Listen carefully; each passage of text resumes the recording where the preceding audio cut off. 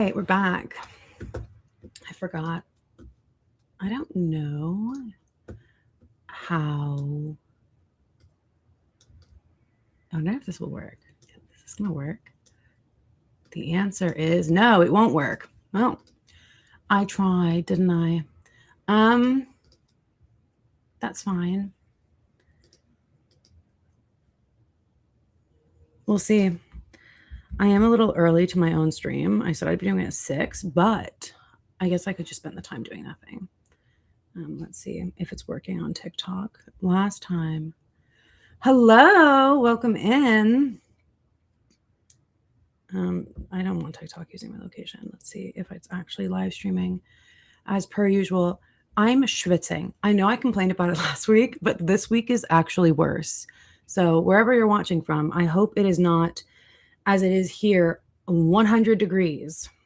And I mean that very seriously. It is literally 100 degrees.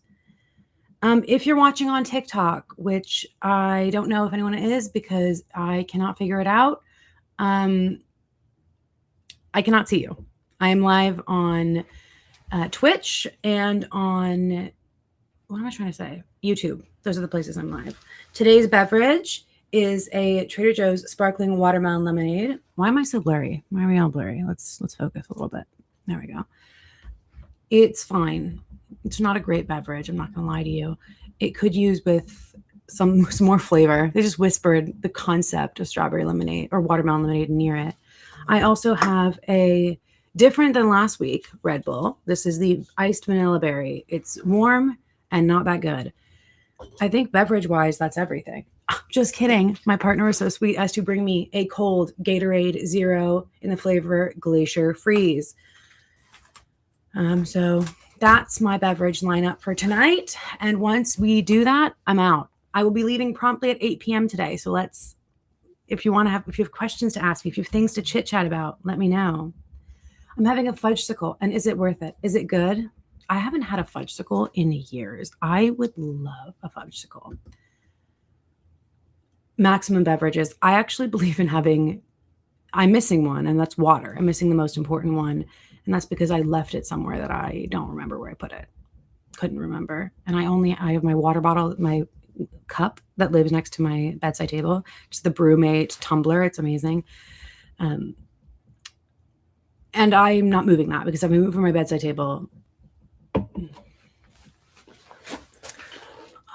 Hassan Twitch overlay tool. No, never heard of this. And I love that you're telling me about it. Let's Google it together. And if this is something scary, I'm going to be upset. Because sometimes people tell me to Google things and I think it's going to be fine.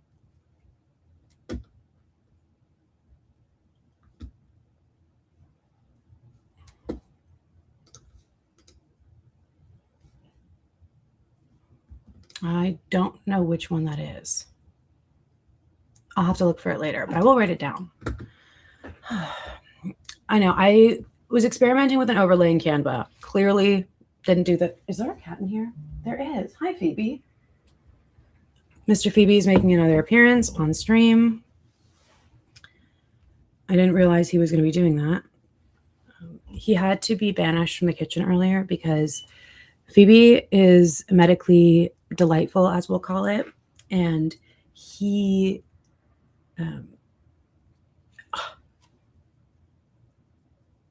maybe I should do that. That would be really funny. Except I don't think I want people having that much power over me. I'm sorry. I don't think I could. I don't think that would work for me, frankly. Phoebe has to eat specific things. He has to take them.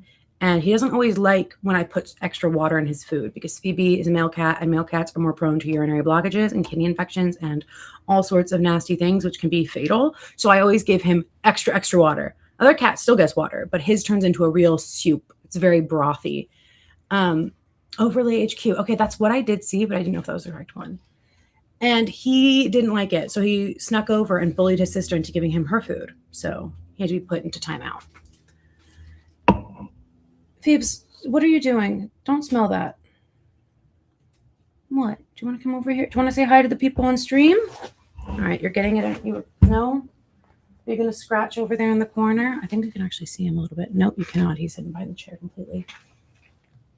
There he is. Yeah. causing trouble as always. Kitty Cam. Come here, Bubba. Where did you go? Are you doing angry scratches on the floor? All right, come on. All right, say hi to the people.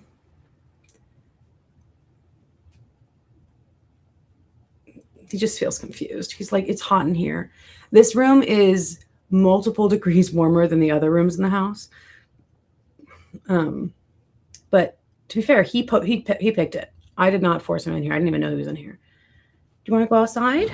Yeah. Welcome to the live stream. Come on, Bubba. Cheers.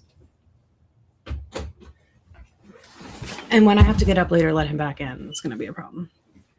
Is that Shabbos Snoopy? So this was a birthday gift I got from a dear friend of mine. This is a giant Snoopy. I love Snoopy. Snoopy is a childhood character that I really enjoyed.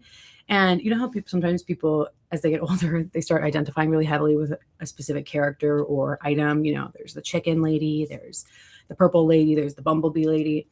I like Snoopy. I'm not fully there yet, but I do like Snoopy. Anyway, this is Snoopy. And as you can see, he's wearing a hat and he's got payas. So he's Jewish Snoopy. Joopy, if you will. So, yeah.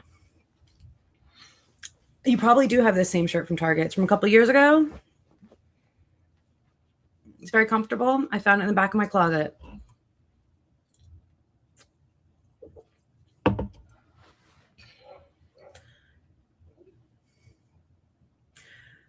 I went to Aldi today. Okay, here's the thing. I actually have considered it, but I don't want to be sued by Peanuts. And I don't know where the line is when it comes to the copyright of Snoopy, because there are some that are really cool. If you look at my reposts on my Instagram, I've reposted some really cool Snoopy things. Like, for example, this isn't planned. I've already had this on my desk.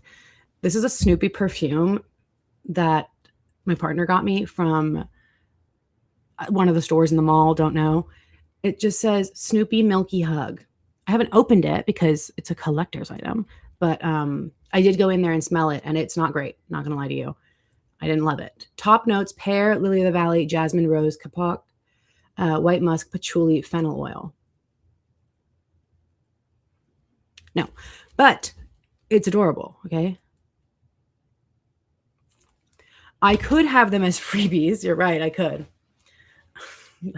I think that does go around copyright, though. I wonder if that would be about because it's still technically benefiting my brand. So I don't know. Copyright law is a nightmare.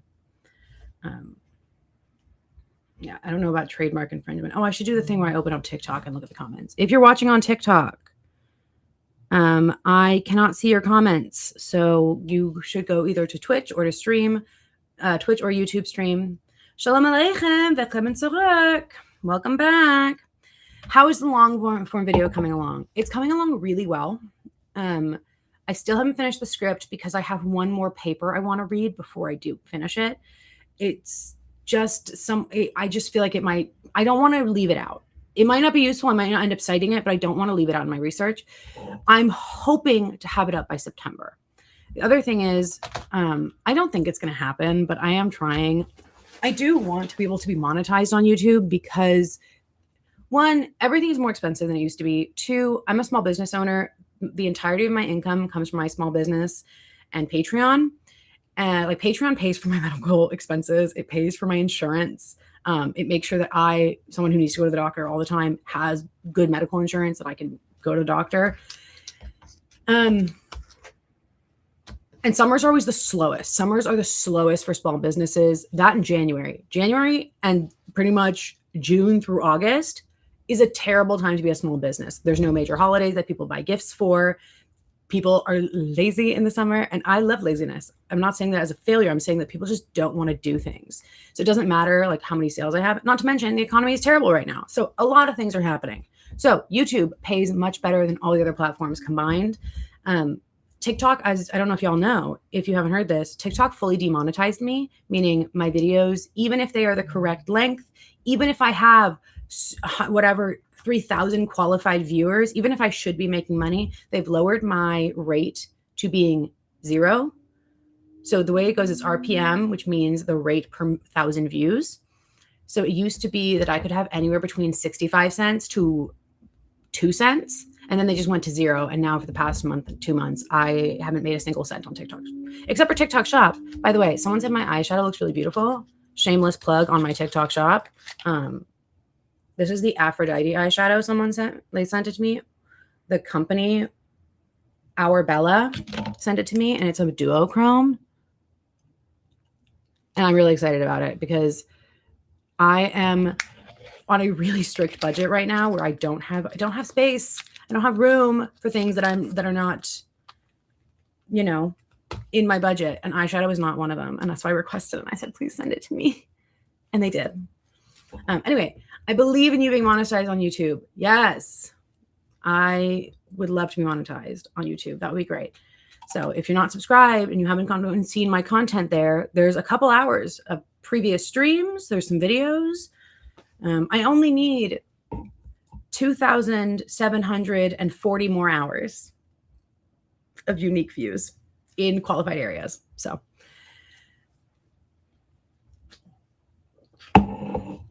okay.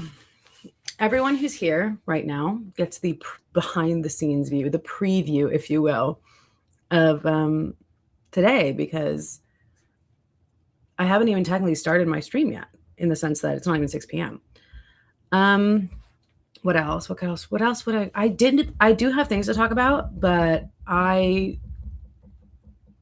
don't remember them. It has been so hot that I literally can't think. Okay, remind me where you're watching from if you've been here before. And if you haven't been here before, welcome. Let me know where you're watching from. It's literally so warm. I made coffee this morning and I left the ice on the counter for a couple minutes while I went and did things, came back, ice was halfway melted. Didn't even leave it that long.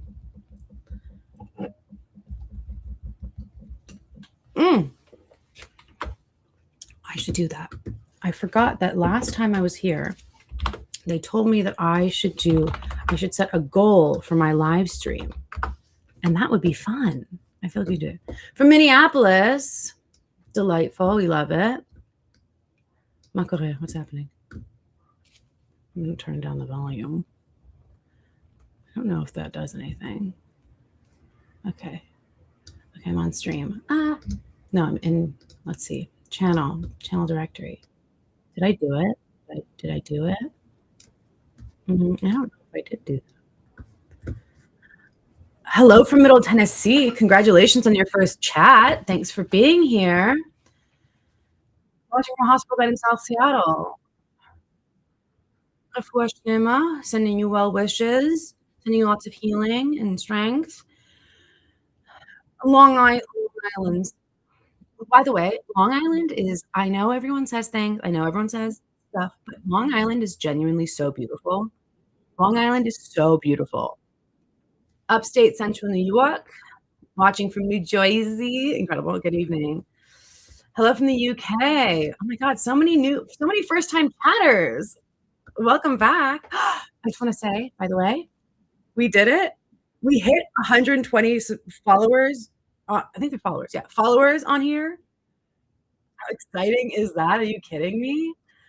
I think that's quite exciting. Watching from Brazil. You're watching. It is late at night, but thank you for making it. I recognize your user. Brit Kid, I'm actually a longtime follower. Do tell. When people tell me they've been a longtime follower, I'm like, of me? Thank you. Thank you so much. Okay, what was I doing? Stream Manager, that's what I wanted to click on because it told me that I should do something. Everything is political. Yes, that is true. Oh, that's my thing. Right, that makes sense. I don't want this in there. Do I need that? No.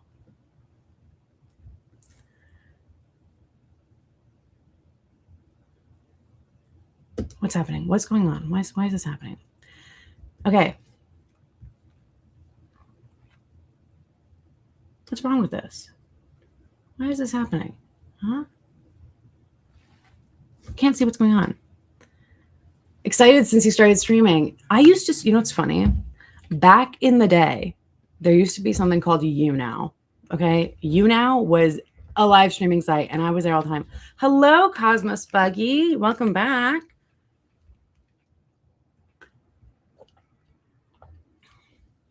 Went to hiking on the North Shore. Oh, how beautiful. The concept of hiking right now is so foreign to me in the sense that I'm trying to stay indoors the whole day. I'm trying to stay indoors at all times. Everyone streamed on YouNow.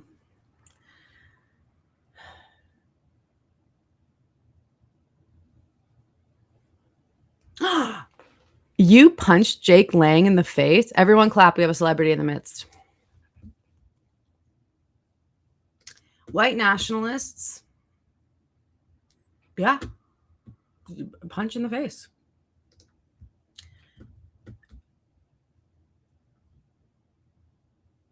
I wonder what's happening with my chat. Why is my chat doing this? Look at these little thingies. Oh, that's not right. I wanted to show the GIF.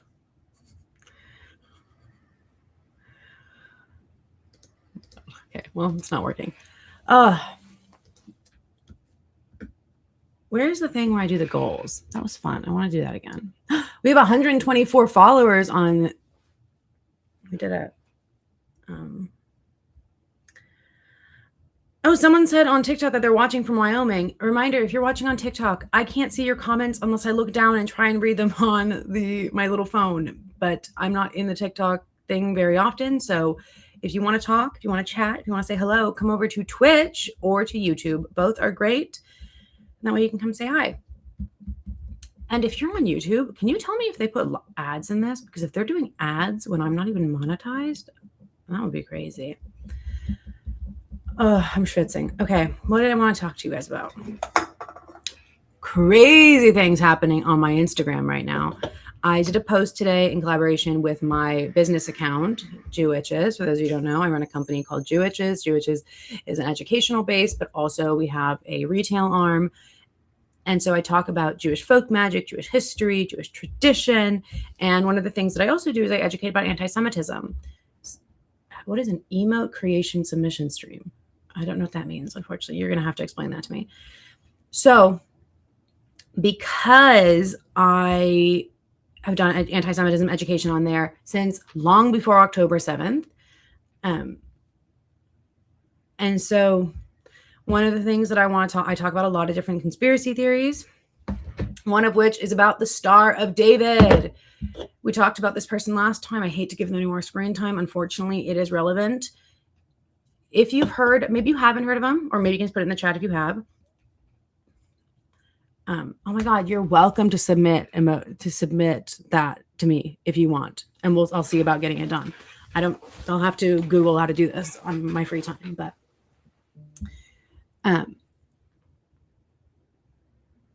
what was I saying? Friends don't let friends follow white supremacists. There's an account that is gaining popularity both on YouTube and on Instagram. It goes by the name It's Ginger Theory. The account, the person behind it goes by Ginger. They are masked. They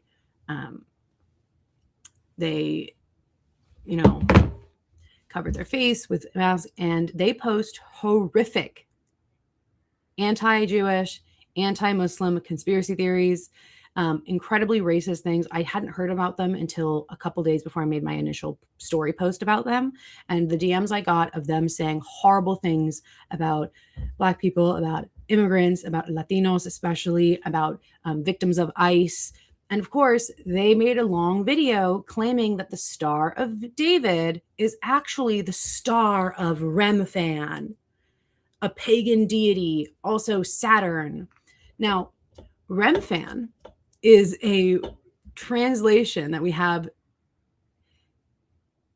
It's from the book of Acts in the New Testament, where it mentions this star of Remphan, except Remphan, scholarly, from biblical scholars, that was never a deity. That's a scribal error.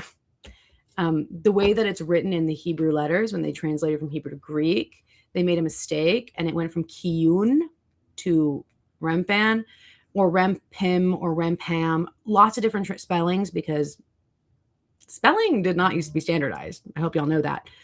And so they made this thing talking about how the Jews actually don't worship God. We actually worship Satan. And so do Muslims, because Muslims worship the falling star, which is Lucifer, so the devil. And they, as far as people have said, they started off just posting regular leftist content, and then they went down the far right progressive Christian rabbit hole. They are posting full-on conspiracy theories. There is no evidence. There is none whatsoever. There is no scholarly evidence that the Star of David, the hexagram, which, by the way, has been used by hundreds of cultures all over the globe for thousands of years because it grew just alongside the other star, right? Every star, we have stars. Humans like drawing stars. There's no evidence whatsoever that the Star of Remphan looked like a hexagram. None. And you look like a fool when you say it. It's really embarrassing for everyone else when you say those things, because it just really belies how ignorant you are about it. It belies how little you know. And I say this as someone who studies Jewish history, and I don't even say it as and again, they probably won't trust me because I am nothing more than a Jew. Darn. But biblical scholars will tell you the same thing. In fact, I cited 2 different biblical scholars. Who is this person? Who is that? I don't know this person. I'm kind of scared to go look. Oh, God, guys. Right. Anyway, so I ended up making my post about the history of the Star of David over on Jewitches. The algorithm has been so bad lately. This account has been obscenely shadow banned. Ironically, ever since my dad died. Dad died and they were like, no more, you're done.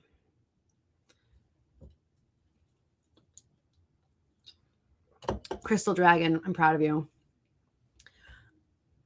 Oh, okay. Who is this bad empanada person?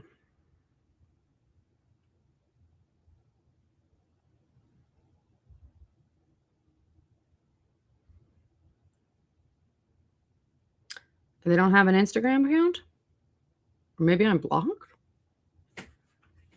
Oh, did you hear my cat? Phoebe wants to get in again. See, I told you, when he wants to come back, he's going to do that. It's annoying. Okay, bad empanada.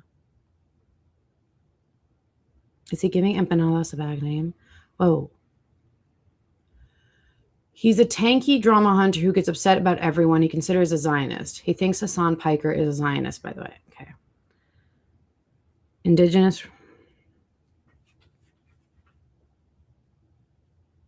Bad empanada live. Bad empanada.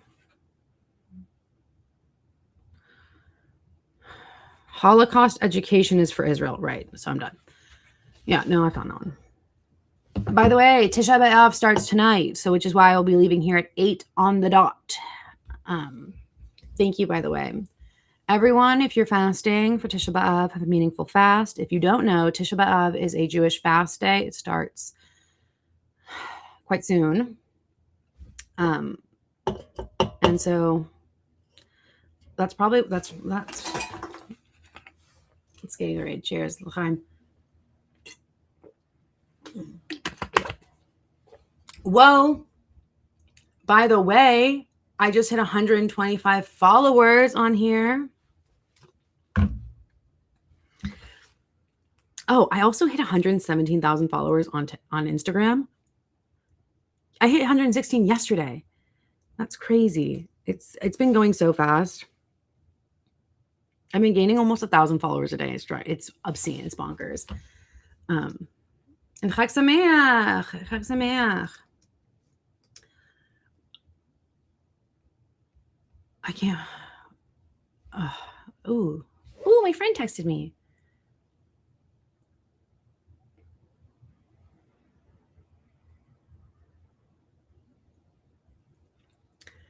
Yeah, see, here's the thing. You can dirty delete, but I've already got the screenshot. So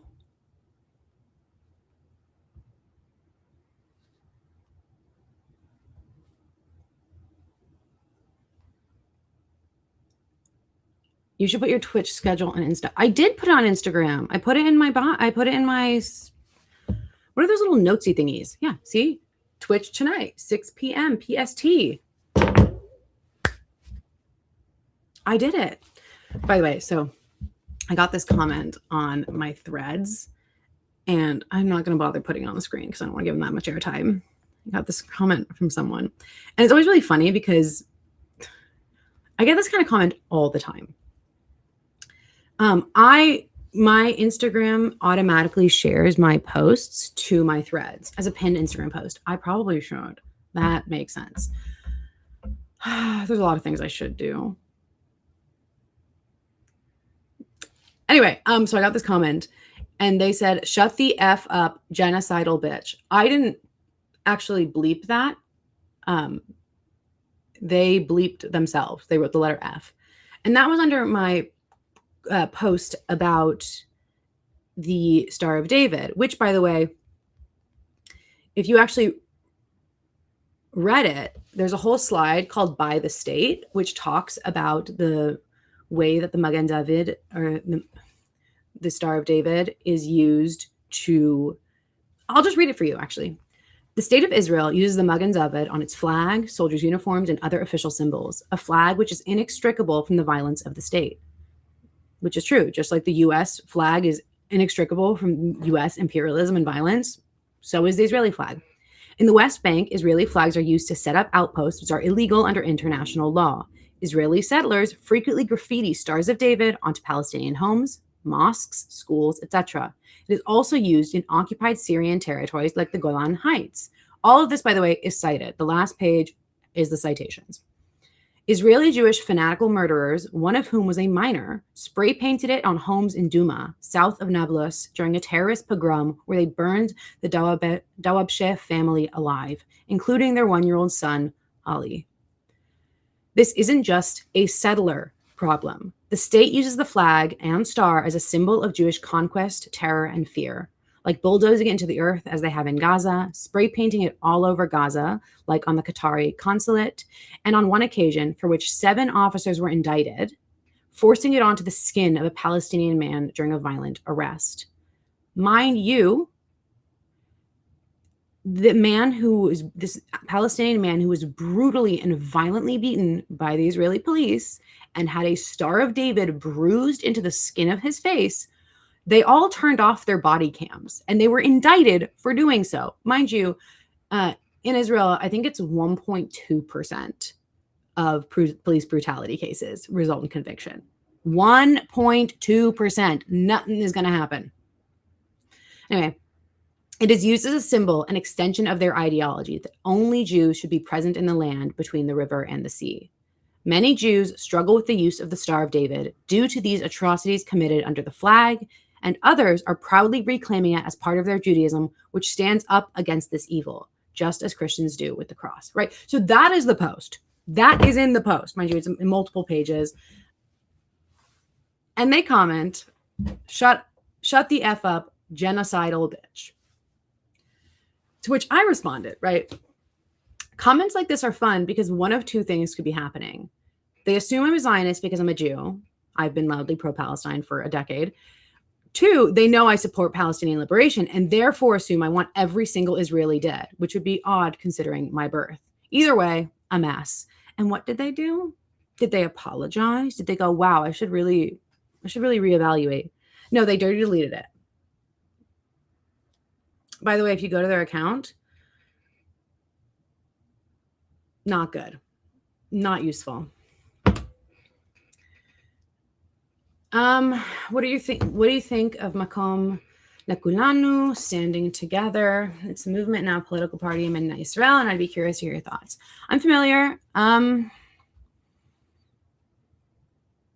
I think centering Palestinian voices about it is more important than mine, if I'm totally honest. Of course, yeah, cowards don't ever stand their ground. Which is, people always tell me that they're worried about me in the store, which is very sweet because I'm also worried about me in the store. But I always remind myself that, yeah, cowards are cowards. They are cowardly. I've had people come in who disagree with what I sell in my store, and what do? Leave and then write me a mean email. Thank God. Bezrat Hashem, like it stays that way.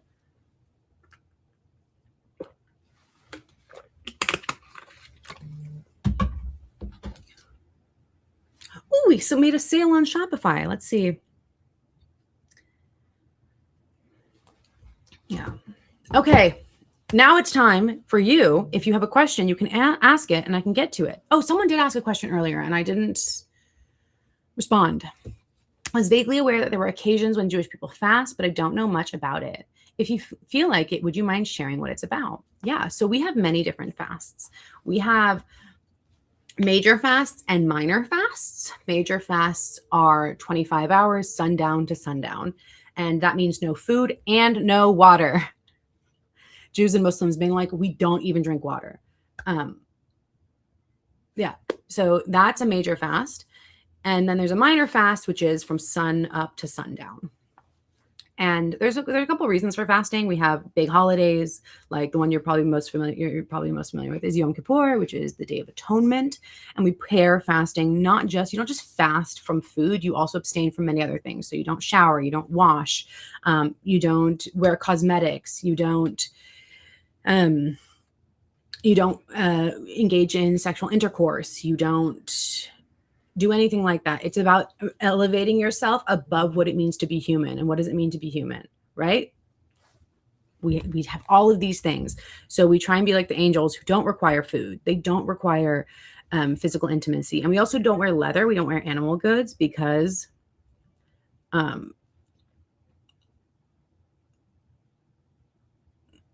don't. Oh, let's see what... So Tisha B'Av is a major fast. So Tisha B'Av is referring to the day of Av. We're in the month of Av. We have our own calendar. Fun fact, did you know that the Gregorian calendar is named after Pope Gregory and the entire world uses it? Wow, Catholic colonialism of the entire globe. Isn't that crazy? Yeah, so Tisha B'Av is on the 9th day of Av, and the way in Judaism, our calendar starts at night. It starts at sundown. So today is the 8th at sundown. When the sun is completely gone from the sky, then the 9th starts. We don't do it at midnight because ancient times we wouldn't have known when midnight was. We didn't have rare Catholic W. No, boo. Sorry, Gregorian calendar, not great. Gregorian calendar, part of why so many religious traditions suffer and religious and minority communities suffer. Sorry, it's actually not a W. I'm so sorry. Time is such an important part of religion, and it's actually sad. Yeah. But yeah, so in ancient times, you didn't know when midnight was. You could try and guess, you could try measuring, but we didn't actually have a set time. So we would do it at sundown. So sundown to sundown is how we would measure a day, which means Jewish holidays always start at sundown because today is the 8th of Av. Tonight at sundown, once the sun is completely gone, then it is the beginning of Tisha B'Av. And so it'll go from sundown to sundown, no food, no water, with the exception of if you cannot. If you can't, you can't. If you can't for medical reasons, if it's going to cause you severe pain, harm, or suffering, and even regular harm and suffering, you're fine. If you have an eating disorder, you can absolutely skip. This is not me being some like liberal progressive. This is halakha. This is law. This is Jewish law. Yeah. So baddies who can't.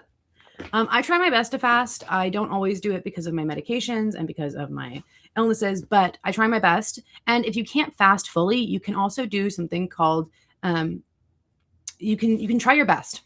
I don't remember the term for it right now, so we're skipping it, but you can do something like eating rice crackers and water, basics, right? You can try having smaller meals. You can try giving up something else, right? I know a girl who, when she fasts, she gives up other things as well. She can't fast from food. So she fasts from something like reading her books that she likes to read, because you're also not supposed to work on that day traditionally. So instead of just sitting down all day and reading books she enjoys, she gives up the books and sits with herself. Right? Gives up social media, another good one, right? There are all kinds of things that you could do. You are not allowed water during Jewish fast days. No, you can't have water. Yeah, no food, no water. No food, no water, no bathing, no leather shoes, no marital relations. You can't know each other biblically, if you will. Yeah, so Tisha B'Av is one of our fasts. The other thing is you can't, my skirt is like driving me crazy. Yeah, so that's one of the fun things about when people are like, well, just come to work anyway. No, I can't. Can't do it. 127 followers. Wait, can I do another thing where I set like a goal? How do I do that? Set up vertical. No, I'm not doing that. Followers. That's cool. Save, I guess.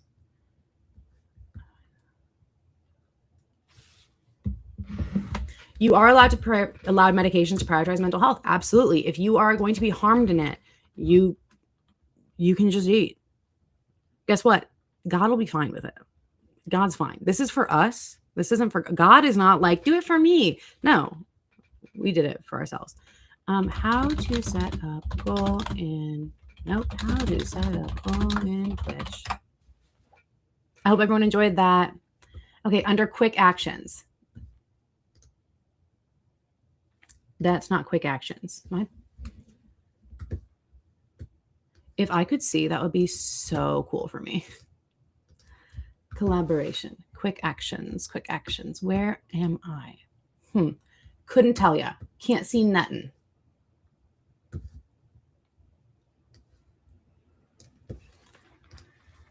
Okay, head to Stream Manager in the Creator dashboard.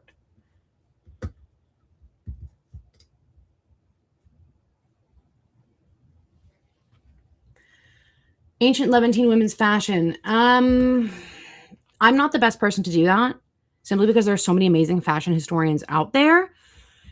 You could request it from someone else who would be cool and do that. You know who could be good about that? Interstellar Isabella. In case y'all are not familiar with Isabella's content, Interstellar Isabella is an amazing folk art historian, professor, anti-fascist Jew, pro-Palestinian Jew, overall sweetheart, amazing lady. Person? I'll use person. Love them. They're great. They're on Instagram. You can find them. They have so many followers, and you should be one of them. They teach you so much about folk art and folk history. See, how do I find this? Oh, I can just use /goal in the chat. Set up a new goal. Eat. How did I do it? No, I didn't do it though. It didn't work. Love them and their wedding. I know. They had the cutest wedding. Wasn't that adorable? I was so proud because why can I not see it? Nope, that's not it either. What is wrong with me? What is wrong with my chat? Settings. Pop out player. Oh, yeah, Isabella Gan. No, I don't want that. What is happening? Video stats? Good God, I don't want that either. Ad stats? None. Great. How do I do, guys? What's their at again? I'll put it in the chat so you guys can see it. At Isabella enter. Oh, yeah.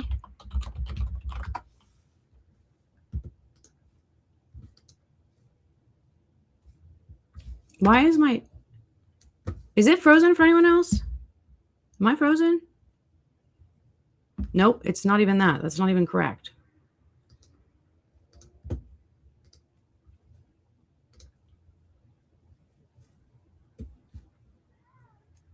Not frozen. Okay, so it's just me. Cool. Okay, it's at Interstellar Isabella. God, I wish I could do this without looking like an absolute weenie. Go, chat, yalla. There we go. Okay, great. Not frozen. All right, well, I don't know what's happening.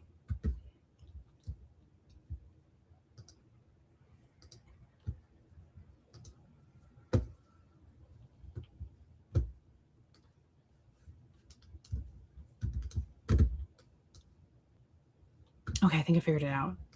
Oh, good. Manage goals. We did it, guys. Okay. End goal. Start new goal. Okay, we can do it. What do you think we should do? How many followers do you think I should make my goal? I think we're at 127. 140? Is that too much? Do you think that's too many? We're just going to do it. We're doing it. We're doing it. NCT. I don't know what NCT is. 140 is good. Okay, we did it. We're at 140. You started a goal. Yay! Anyway, what a weird world we live in. I should probably check my Instagram or my thing. I just pulled up my phone to look. I don't know when you sent that message. I'm only reading Twitch because TikTok's comments doesn't sync on the screen. So if you are watching from TikTok, go over to my Twitch where you can actually probably see me. That will probably be better for you. All right. NCT is a K-pop group. Incredible. That's on me. I should know that. I'm about to get so much flack from someone in my life. Ugh. Does everyone here listen to K-pop? If so, tell me. I listened to a little bit of K-pop when I was younger, but I just haven't found. I don't listen to a ton of pop anymore, so I just haven't doing. Which is hilarious because if you look at my Spotify listening today, you will have seen that I was playing a playlist called White Girl Bangers for my partner. It's their favorite playlist, and there was a lot of 2000s pop in there, and 2010s pop especially. 2010s pop was something else. I won't lie to you. And the industry is whack. That's true. That's absolutely true. With Red Velvet, right? Okay. By the way, if you have any questions that you wanted to ask about anything, you can put it in the chat and I may or may not answer. Probably will. I have a big mouth, but otherwise I won't. It'll be there.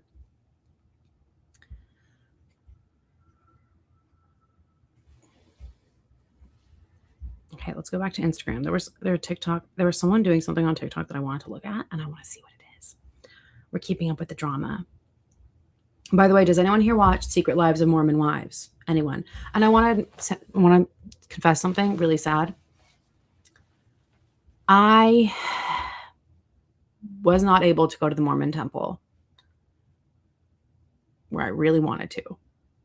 And I didn't get to go because I didn't go in time, and then they closed it, and I had migraines on the day that I was supposed to go, and then I couldn't reschedule because I couldn't. So everything that sucked, and now I have to wait for another temple to be reconsecrated so I can I can go do it. By the way, I want to make it clear, for educational purposes, visiting it, not worshiping, not baptized, nothing like that. I'm Jewish, and I'm happy to be Jewish, and I'm going to stay Jewish. I just want to go because I'm interested.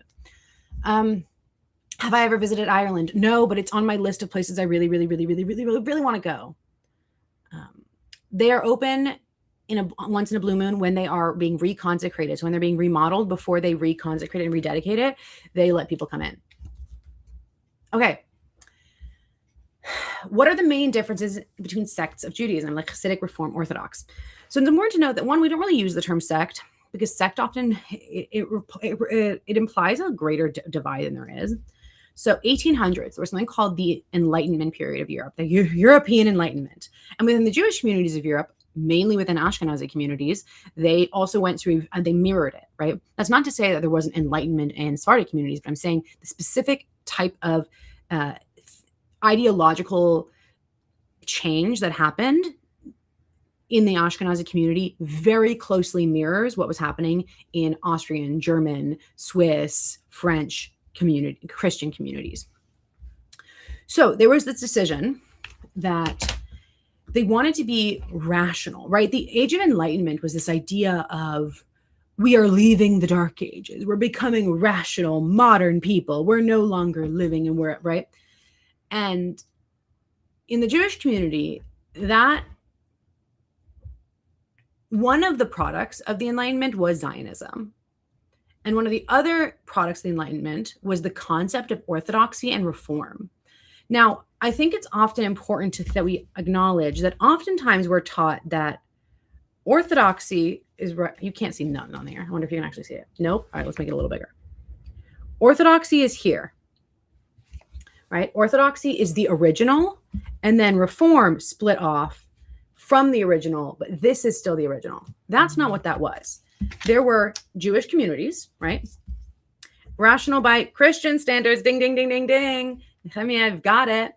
There was Jews, we're talking Ashkenazi Jews, who had already split into Hasidism, right? Because Hasidism is a specific movement that was following a rabbi known as the Baal Shem Tov. Wait.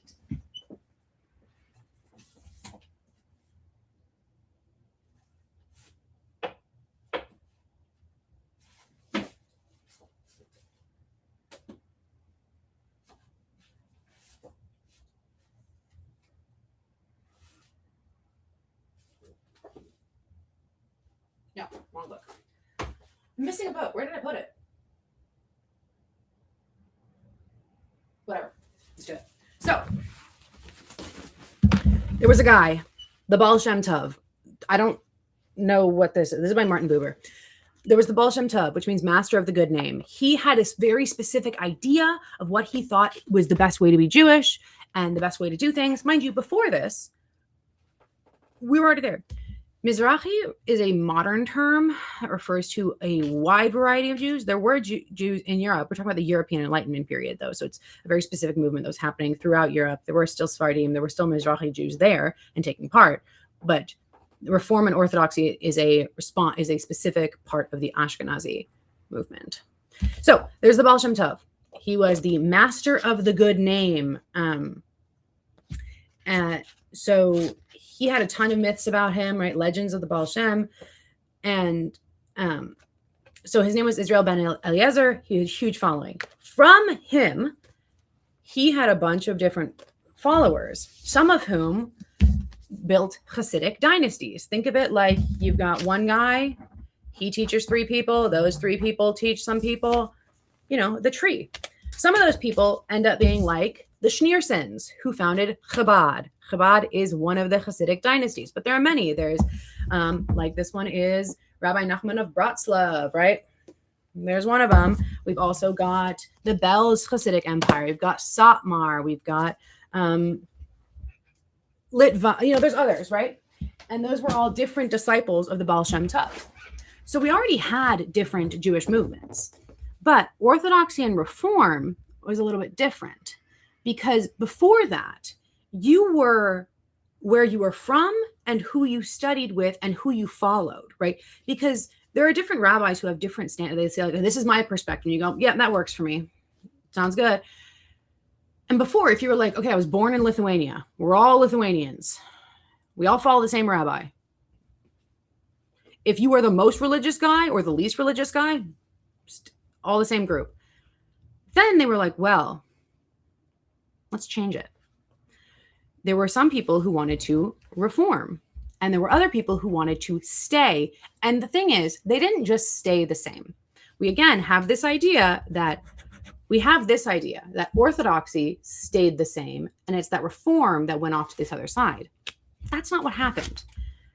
During that period,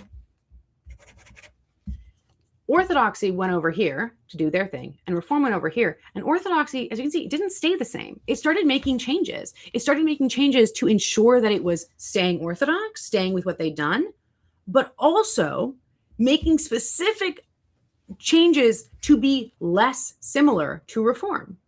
And sometimes these changes are big and well-known, and sometimes they're very subtle, right? And this idea that we have, that we're often given about Orthodoxy, is that it's entirely unchanging. And that's just completely and wildly inaccurate. I mean, look at the basic differences between Orthodox Jews, right? One that's very common is Satmar versus Chabad, right? Both of them are the result of the Hasidic dynasties. Both of them are descendants from the Baal Shem Tov ideologically, but they come to different conclusions. Even the most basic things, like whether or not you should shave or trim your payas, right? You guys are familiar with the concept of side locks, right? You've seen them before. You've probably seen, hey, Snoopy's got side locks, okay? Chabadniks don't, because it's not their tradition. They don't believe that that's the correct interpretation. Orthodoxy comes in many forms. We often use the term movement or branch. Yeah. It's not that it's inaccurate. It's just that it's not the preferred term. I have a mosquito bite and it's driving me up the wall. Anyway, so Reform and Orthodoxy were born from the same movement. They were born from the same time. They didn't just go like this. They both went like this to maintain differences and to maintain unity and community power, which is really interesting. What a good question. I have been working on an article on that for just about forever, and it's taking forever.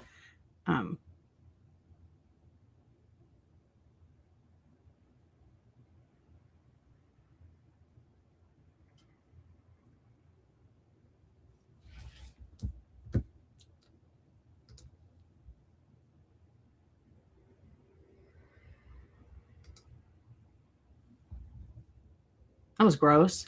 I don't know if y'all could see that. Could you guys see that crazy message I just got? I banned them, but that was fun. Okay, cool. Reminding the Constitution something is original, but everyone changed. Yeah, I mean, Catholicism. Can I get rid of this? Oh, I did read some of it. Great. Let's get rid of it. Add to restream block list. Yeah, let's do that.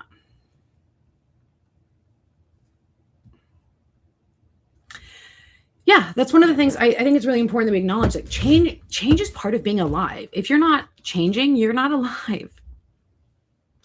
I didn't look at the username. I also deleted it, so now I can't see it. Whoops, sorry guys. But yeah. By the way, we're at 128 followers. Very exciting. Everyone clap. What does raid channel mean? I'm scared to do that. Okay. Movement is a good one. Movement is a really good one. All right, let's see if there was another question that was asked, but now I don't remember it. Okay, there was a question that someone asked twice, and I want to go find it. Was there a day when you truly stepped into faith, even though you believed before, like from childhood? No. I think that faith isn't the right word for my spiritual tradition and the way that I experience Judaism and experience my connection with divinity. Oh, no, I don't want to do that. That'd be crazy. I like you guys here. I want to hang out with you here. I think that the idea of faith is an important part of Judaism, but faith in what and how is important, and more so orthopraxy, right? How we do it, if we do it, why we do it, where we do it, with who we do it, and what we do, I think is more important. There was definitely a time when I had to make the active decision on what I wanted to do with my spiritual traditions. And it wasn't a one day thing. It wasn't one moment where I decided I'm going to be more religious. It happened over a while, and eventually I just came to it, and it was great. Yeah. By the way, I want to say thank you to everyone who's been helping me with the streaming stuff, explaining things to me. Thank you so much. I really appreciate it.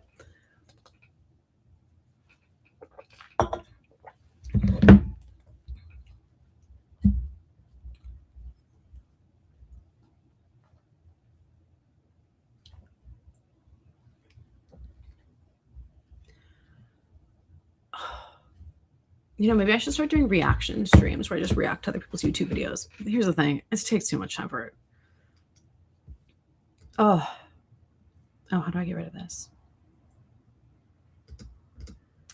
Yeah.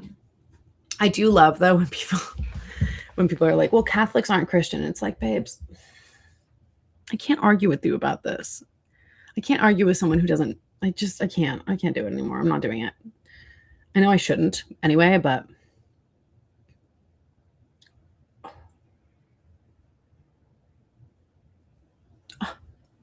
look at you. You're just like you're the catalyst for everyone to start streaming, getting it together.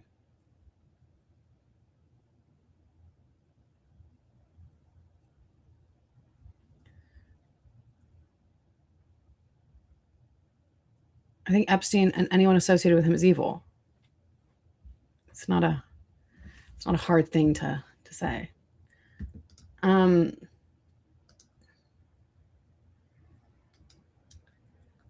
Found out that I'm German Austrian, at least ancestrally. That's fun. Do we find it through genealogy?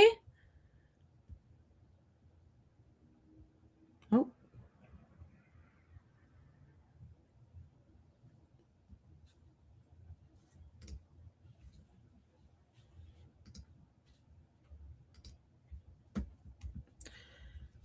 I love genealogy so much. It's one of my favorite things to do. I'm a huge, huge fan of genealogy.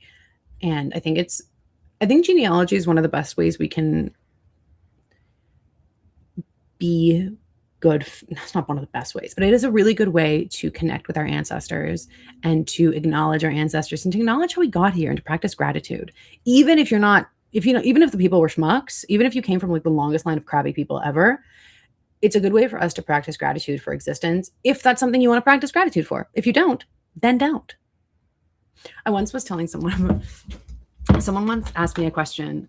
I don't remember where. It might have been on Instagram stories years ago. They were asking me about, about how I can express gratitude. And I mentioned, and they were like, well, I didn't ask to be born. Okay. Sorry, I didn't know this was a hot topic in 2013. Like, if you don't want to practice gratitude, that's none of my business. I'm not forcing you to practice anything. Sorry. That's the fun thing about being Jewish. I really don't care what you do. It's really none of my business. I can't imagine being involved in a religion that made me care about what everyone else is doing. Like, I just don't want to be involved with that. I don't care. I don't want to micromanage you. I have to deal with myself already. I'm not interested in being your mother or being, the caretaker of another person because, yeesh. I also have a Norwegian Jewish ancestor. I wasn't even aware that there was a significant community there. Let's Google Jews in Norway. All right. History of Jews in Norway. Let's put it on the screen. We're doing it. Oh, now I'm in the corner. Perfect. Well, all right. Well, I'm covered. Whatever. The history of Jews in Norway dates back to the 1400s. Although they're like blah, blah, blah, blah, blah, blah, blah. Yeah. Oh, yeah. I forgot it was about Dinamarca. Sweden by 1905. And by the way, I hope you don't know that. Yep, right here. In 1687, Christian V, King of Denmark and Norway, rescinded all Jewish privileges, specifically banning Jews from Norway, except with a special dispensation. Jews found in the kingdom were jailed and expelled, and this ban persisted until 1851. 1851. In 1814, when Norway gained independence from Denmark, the general ban against Jews entering the country continued in the new Norwegian constitution. Sephardim were exempt from the ban, but it appears a few applied for letter of free passage. What an interesting decision. After tireless efforts by the poet Henrik Wegeland and poet Peter Jensen Falkard, President Hans Holmboe. I don't speak Norwegian, so these pronunciations are German, which means, or vaguely German. I don't know if these are correct. Established in Oslo in 1892. How cute. Oh, 13th century. Oh. Ugh. Jews were also mentioned in unfavorable terms in subsequent literary Icelandic sagas. Saga of the Jews. Ay, ay, ay. Isabalagan. Let's see what this is. Okay, Saga of the Jews is an Old Norse account of Jewish history compiled from translations of a number of Latin texts. Beginning with the account of Alexander the Great's conquests, it proceeds, what is happening? Proceeds around 220 years of Jewish history from Antiochus' ascension to Pontius Pilate becoming procurator of Judea in 26. Blah, blah, blah. Wow, interesting. Ooh, preservation and authorship. Ooh, the Maccabees. All right, fun. Well, that was great. Good exploration. See, by the way, people are always like, how do you learn all this stuff? Well, someone asked a question, so I Googled it. And now I learned something fun. Now I know something fun, right?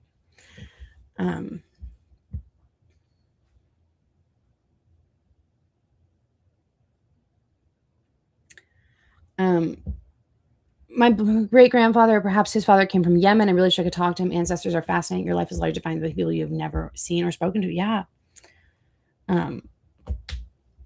If you know a little bit, that's enough to start. I promise it's enough. You might know a lot more. What kind of Judaica are you looking for? Obviously myself. There's Black Cat Judaica who makes talits. or Talis, depending on your pronunciation. Ooh, likely ban evader on Twitch, which is crazy. I already banned you, so I'm going to do it again because I banned you once and you came back. That's crazy. I don't know if you guys can see those comments when they're restricted.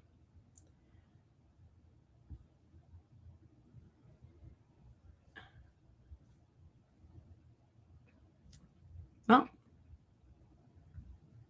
we did not see it. Perfect. No, ban evader as in that's what Twitch is doing to protect me. It tells me if it looks like the same person has come back. So I've already banned them once and now they're coming back. Their username has been like anonymous _numbers both times. And I'm pretty sure I know who it is because I'm pretty sure they've been DMing me on Instagram for weeks. I try really hard to engage in good faith with people, even when, I try my best and I cut my losses when I have to. But if you DM me a question and I see it, because by the way, Instagram, the way that it works is you have your main Instagram DMs, then you have your requests, and then you have hidden requests. There's so many, and I don't have time to look at them all. And also, number one ban evader or something. That's embarrassing. Oh my God, number one Cosmos Buggy. So cute. What a great name. Yeah, so I try really hard to engage in good faith. So if I see your question and you message me, and I try really hard. If it's if there's a chance, if I feel that there's a chance that we can have a good faith conversation, I do it. And sometimes people take that for granted. And I don't. It doesn't feel good when they do that because, obviously it doesn't feel good when you feel like you're being taken advantage of, right? I genuinely try and approach in good faith. I've had, people are like, well, why don't you have conversations? It's like, I do have the conversations. I have conversations with people all the time. And if it doesn't feel genuine to me, there's nothing I can do about it. And, people, I often get DMs and they're like, why do you let these people talk in your comment section? It's like, well, because I'm trying to engage in good faith. If I think there's a chance of someone seeing my perspective and understanding it, that's something I value. For example, someone today left a comment saying, Jews aren't the only real Semites. So I have a macro where, for example, look over my shoulder, get nosy with me, be nosy. Sorry, we're on my Instagram, we're on my TikTok. Let's click on my own TikTok. So if I type in no Semites, it automatically populates with what I have written about.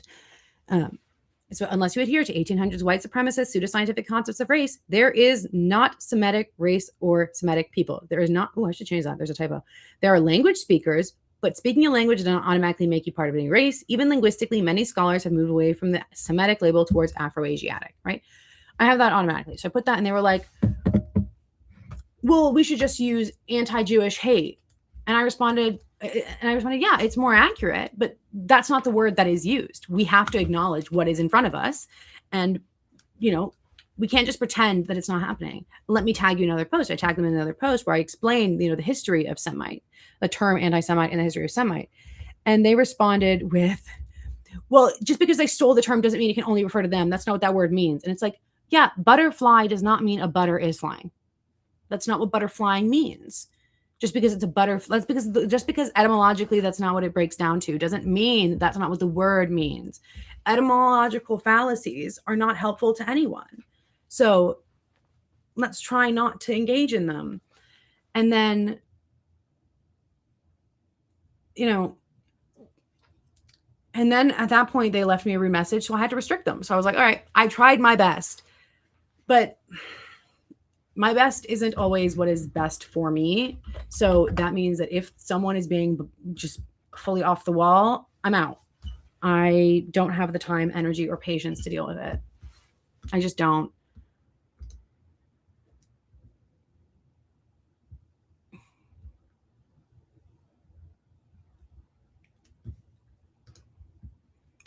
Oh, people are nuts. People in my comments are being wild again.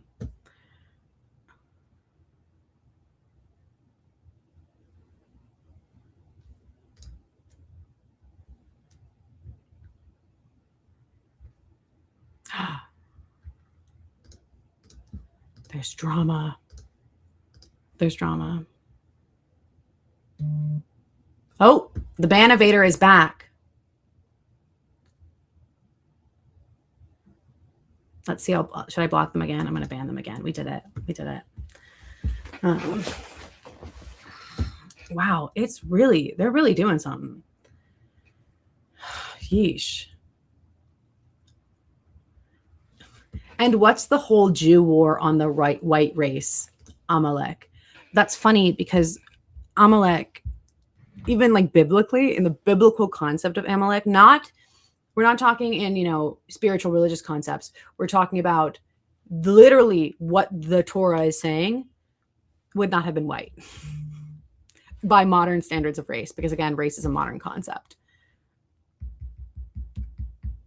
That's quite embarrassing, isn't it? Yeah. Actual loser behavior. You are correct. Well, they have a hobby. The hobby is just bugging the bejesus out of me, if you think about it. By the way, how are we feeling about my root situation? I don't know if y'all can see. I saw a video of myself where I was turned around and my dark hair is falling over my lighter roots. I look like I'm balding. I'm not balding, I promise. I only have 12 more days of this hair until I'm allowed to do anything about it. Though, knowing me, considering how expensive everything is right now, I probably won't do anything with my hair, but I want to. Yes. Oh, no. Uh-oh. I haven't checked my Facebook comments all day. Uh-oh. I forgot about that. Okay. So Facebook, as you all know, is hell. It's actually probably purgatory. Fun fact, my mother hates suburbia. If you go 30, 45 minutes north of Los Angeles, there is a place called Newbury Park. It is incredibly homogenous. And I don't just talking about the people, I'm talking about the buildings. They all like, it's cookie cutter neighborhoods, like from a movie. And my mother used to always call it purgatory. And so for me, hi on Twitch, willkommen zum Twitch. Anyway, so for me, when I was growing up, I always thought of purgatory as just like, it's just suburbia, just Newbury Park. Jewish has skipped Leviticus, I think. Nope. Someone said, okay, star of Rem fan worshippers. His name is Brandon Thompson, lives in Houston, Texas, in a relationship with Chelsea Hartley. Embarrassing. Let's see. I got some nice comments. Thank you. Where is them? This one. Let's respond. No need to skip Leviticus. Religious studies degree and a lifetime of Jewish tradition.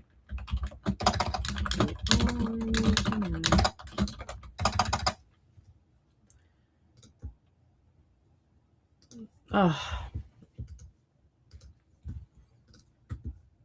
I hope everyone's okay with the typing noises, by the way. If not, I can skip the typing until next time. That's probably not true. I'm probably going to type something soon. Oh, was that it? No. Analytics. Is it achievements? Yes. Okay. I like the typing. Good. Okay. So I'm on the path to affiliate. For those of you who don't know, Twitch has affiliate and then partner and then other things. Okay, I have to get 15 people chatting. Via people, that's cool. If I have 15 people chatting at once, but I think I've only had 13, so that doesn't matter. That doesn't work.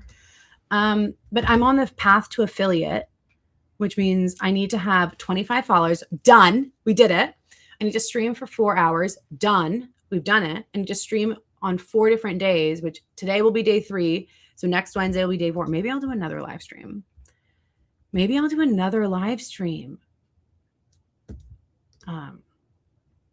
Ooh, should we do a Talmud stream where we talk about the Talmud the whole time? Like debunking Talmud nonsense? That would be fun. I could get some real content for that. I could get some real good content queued up for that. Do it. Yes. Okay. Wait, I want to see what this means. I want to see what the VIP shenanigans was. No, where did it go?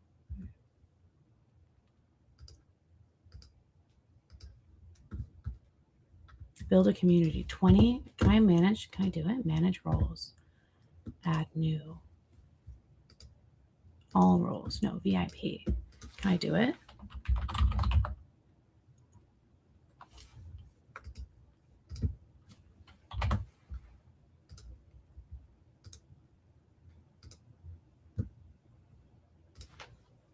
Did I do it? Wait, add new. Wait. Yeah, I'd love it. Okay, we'll do it. I don't know what the heck is happening. Why can't I feel like I'm seeing some of this. I feel like I'm seeing some of the comments, but not all, which is driving me a little bit crazy. Nope. Is that you? Okay, let's see. Did it work? Did it work? Did the VIP work? I don't know. Who knows? It's a lot of work. Let's get to the 15 chatter goal. Thank you. Appreciate it.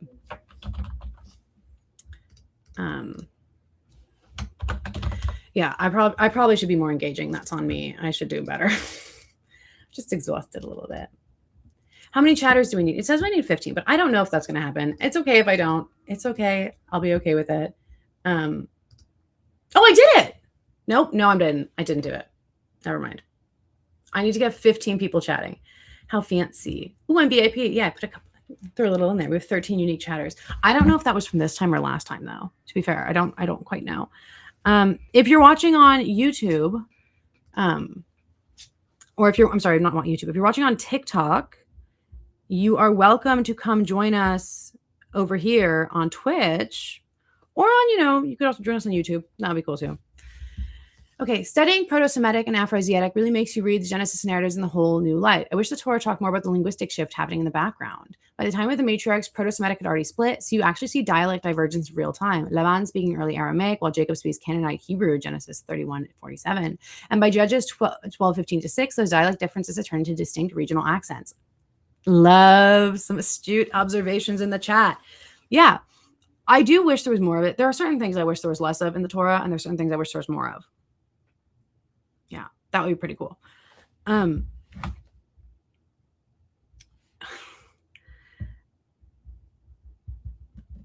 If you're watching on I Love Linguistics.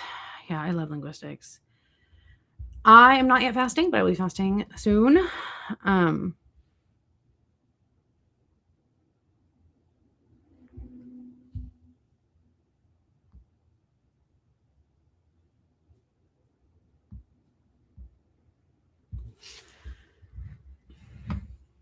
Yes, that's the Talmud. So, God, I'm just knocking things over. Mazel tov! Congratulations! I got my bachelor's in linguistics with a minor in Jewish studies this spring. Actually, so it's amazing learning. Yes, love linguistics. We talk linguistics. So, let's get over here.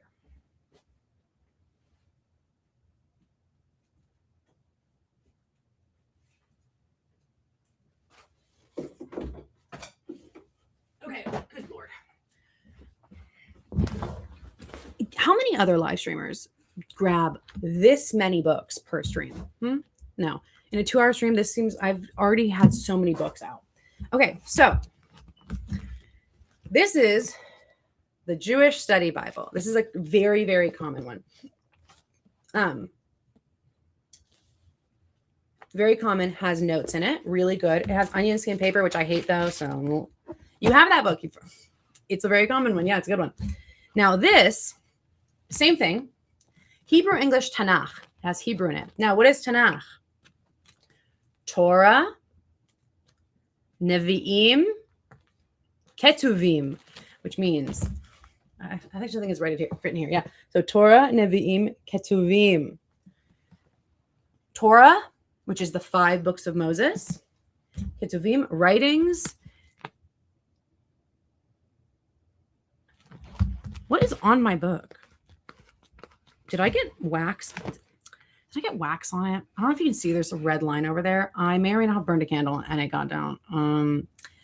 I got wax on my books. Anyway, so this, you can see, this is not just the Torah. It's also prophets and writings. So Torah, 5 books of Moses, prophets and writing. And then on this page, oh, I hate onion skin paper. It's one of my pet peeves. Ketuvim, the writings. Now, you might say, well, where's your Talmud? Let's Google what one Talmud looks like. Set of Talmud. Now, there's actually 2 Talmuds. There's the Talmud Yerushalmi, or the Jerusalem Talmud, also known as the Palestinian Talmud. And boy, do they get mad when I say that. And then there's the Talmud Bavli. Bavli means Babylonian. This is one set of the Talmud. Anyone want to give me $825.22? No? No? What about this one? Let's see how much. Ooh, Amazon sells it. I wonder how much they sell it for. I'm not doing that. Okay, this is the travel size. This is the travel size Talmud. Okay, travel size Talmud, and it's on sale. 146 volume set. Anyone want one? Yeah. So there's a reason I don't have a Talmud, and that's because unless you are a rabbi, or unless you are a scholar, or a good Jewish boy who inherited it from his father, or a good Jewish girl who inherited it from her father or her mother or somebody else, you're not going to have one. Yeah, I'm sorry. You didn't want, let's see how heavy it is. Come on. These are, by the way, when they say travel size, it's still set. Can you see that? Oh, I'm on the wrong page. That's on me, guys. I'm giggling. I didn't even do that correctly. All right. Travel size. Look, it's on sale. $1,399.95. This is the travel size. Why is it the travel size? Don't ask me, because it's paperback. It's also 7 by 10 inches. That is not travel size. I don't know who told you that's travel size. That's not travel size. Detailed diagrams, introductions. Oh, nice. Oh, they have a glossary. Oh, and Rashi's headings. Rashi was a very specific Jewish rabbi who had a lot of thoughts. He said a lot of crazy things. Rashi made things up. He just said things. It's travel size for a Talmud. Yeah, no. In case you want to have one in your backs, vowelized and translated. Great. Love. I don't want this. How do I turn this thing off? Stop. So yeah, I can't have a Talmud because if I had $1,000, it wouldn't be going to a Talmud. So the Talmud is a collection of thousands of years of rabbinical debate, rabbinical discussion, rabbinical legal theory, stories, folklore, and vibes. And sometimes they have a really terrible opinion. And then, you know what would happen? The other rabbis would go, ew, that was really embarrassing. They flame each other so hard, so bad. They often call each other names. They kick each other out of the study halls. And mind you, it's not just the ones that it's not just the ones that are actively currently alive, right? It was compiled there was a certain time period when it was compiled, but they also would go back and be like, they'll be referencing. This, by the way, is a book about it. This is the A. Cohen, introduced by Boaz Cohen. They'd argue about something. They'd say, like, this is my opinion. And then they'd be like, and that guy was wrong. He's dead, but he was wrong. Or actually, I'm right, and this dead guy said so, right? They would do a lot of that, which is fun. For other Jewish scholars, it depends on what you're looking for. So if you want to study Talmud, Miriam Anzovin is really cool. She does something called Daf Reactions, so the Talmud is, let's do it again. Let's look up a Talmud Blatt. I'm going to put these away first so I don't lose them. I need to work out of carrying books around.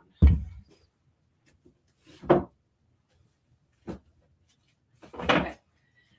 Let's look up a Talmud Blatt. Blatt means sheet. So it's one sheet of paper. This is a Talmud blot. We're Googling it right here. This is one page. Now, when you do Daf Yomi, you do both sides. So one page. It takes a full day to do it. Where's the one I really like? There's one that I really like that is not this one. Wo ist denn das da? Nö, sehe es nicht. Okay, Talmud page layout. Is it this one? This isn't bad. Okay, here we go. So this is a Talmud page. I missed it, guys. I don't know who this person is. I'm just using this one. So this is the Mishnah, which was compiled in 200 to 220 by our Judah Hanassi, codifying halacha law up to his time. It's written in Mishnaic Hebrew. It's this. Then under it, we have Gemara, which is written in Aramaic, not Hebrew. And there are two versions of Gemara. The first were the Amoraim, the first Western Aramaic in Palestine, and the second is Eastern Aramaic in Babylon. The smallest unit of Gemara is known as a sugya or sugyot. So you've got Mishnah, and then under that you have Gemara, which is explaining what you just read, right? Then up here, you have Ein Mishpat Ner Mitzvah, which is, by the way, wait, do you know that Wikipedia's hyperlinking was inspired by the Talmud? Just got here. This looks so cool. Stick around for a minute. This is a page in the Talmud. So up here, you then have cross references to the major halachic codes and texts. Halacha is Jewish law. So major Jewish law codes. Then you've got over here, Rashi. Remember how I mentioned Rashi? He was a French rabbi. He said a lot of crazy things. Okay. Rashi's commentaries from about 1040 to 1105. Usually right here. Okay. He also had his own script. That's fun. Then we go here, the Tosaftis, 12th to 13th century commentaries. Tosaftis roughly translates to additions or supplements. Lots of things here. They were often referencing French and German traditions over here. Then other commentaries. So we've got things like other commentaries that were included. Rabbeinu Hanal, Sefer HaMafteah, Ishamim, Rabbeinu Gershom, right? Over here, we have glosses. Okay. Additional commentaries, last few centuries. Over here, oh, did we already do this one? These are other, yeah, we already did this one. Who am I forgetting? Oh, 16th century. This is one page. This is what one page looks like. Do you understand now why this takes one day of study to do both sides of this page? It's not just reading it, right? You don't just, when people say, oh, I'm studying the Talmud, they're not just going, okay, I read the whole thing, I'm done. You read it, you underline, you highlight, not actually in the Talmud itself, in your own things, and you talk. That's why you study it traditionally in a group. You talk about it, you try and understand it. You say, okay, this man said this man said this. Would you like to hear one of the things that Miriam Anzovin of DAF Reactions said recently, what she was talking about? She was talking about a section in the Talmud about kosher animals, the birth of kosher animals. For those of you who don't know, if an animal is injured, it cannot be slaughtered, it cannot be eaten, it cannot be consumed. No go, right? Not going to happen. So there's, and like it has to be, there's a lot of laws. By the way, we are 9 followers away from hitting our goal for this live stream. Very exciting. You know what? Let's just watch it. Actually, I just want to watch it. Miriam, let's go to YouTube. And suddenly, the page is gone. Isn't that so fun? Don't you love when that happens? Oh, and it's wieder zurück. Okay. Oh.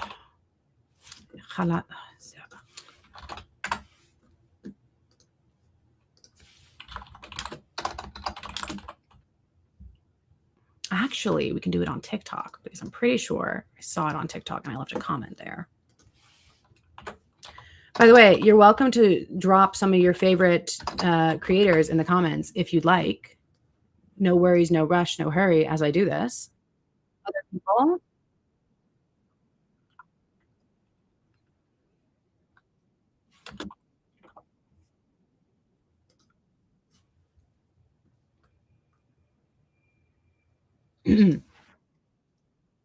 Okay. So what's happening? Okay. This is Miriam Mansman, for those of you who don't know. This is the one we're talking about. Tell me if you can hear the audio. I need someone to tell me in the chat so I can make sure that this is not a mess.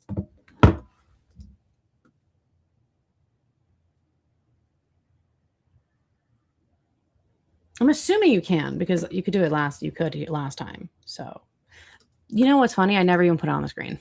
That's on me, guys. Sorry. Okay, I cannot hear. Right.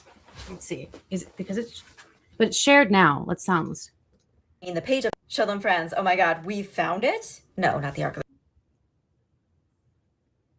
Anyone? I'm really hoping you can hear it.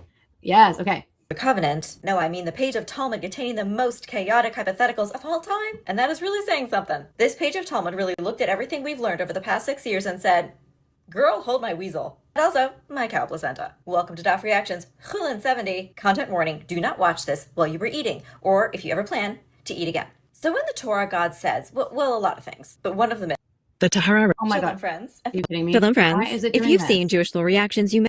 Is it because I touched my microphone? Show them. The Tahara ritual Well, is that's not one. it. This is very annoying.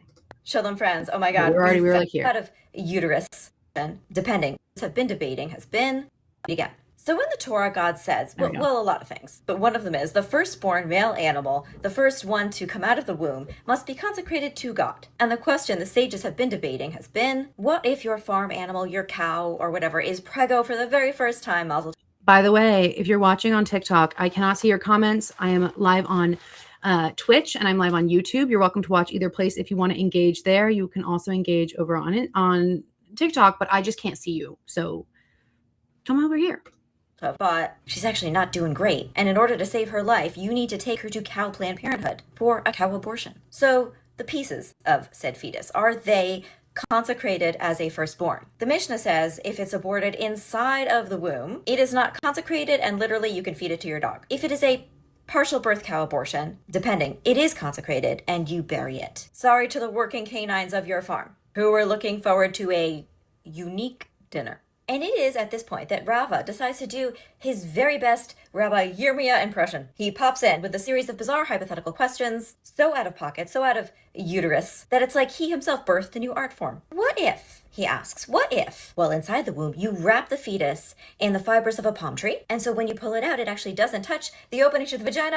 Are you talking about my dear friend, Zara Zahava on TikTok?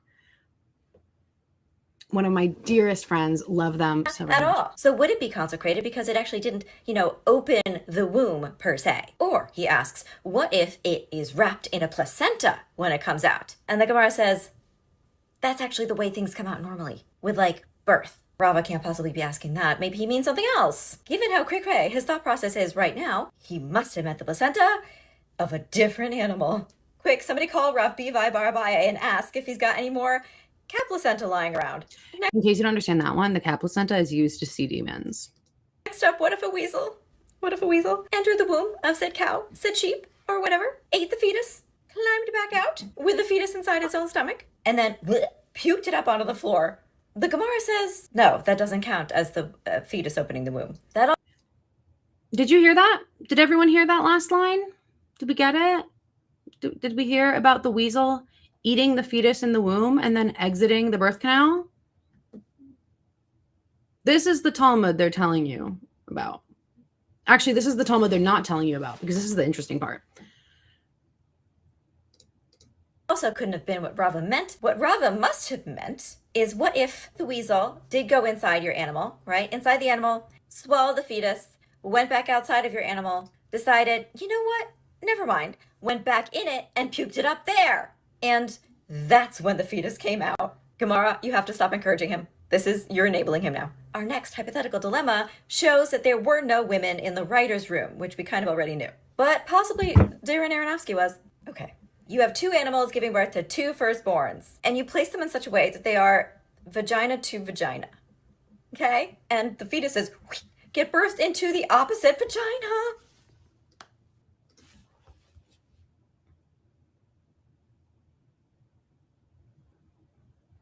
We all heard it. I don't know if this is a content that's appropriate for Twitch, actually. I hope they don't ban me for that.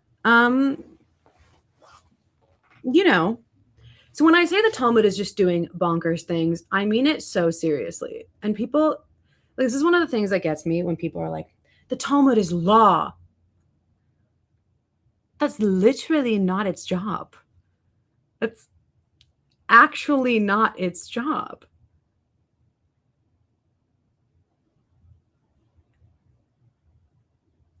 Yeah, it's a good one. Hey, I think it's great. All right for Twitch. I would hope so. I don't want to get banned this early in the Twitch game. Okay, all right, stop. You're done. But yeah, thanks for watching that. That was a lot of fun. In a really evil way.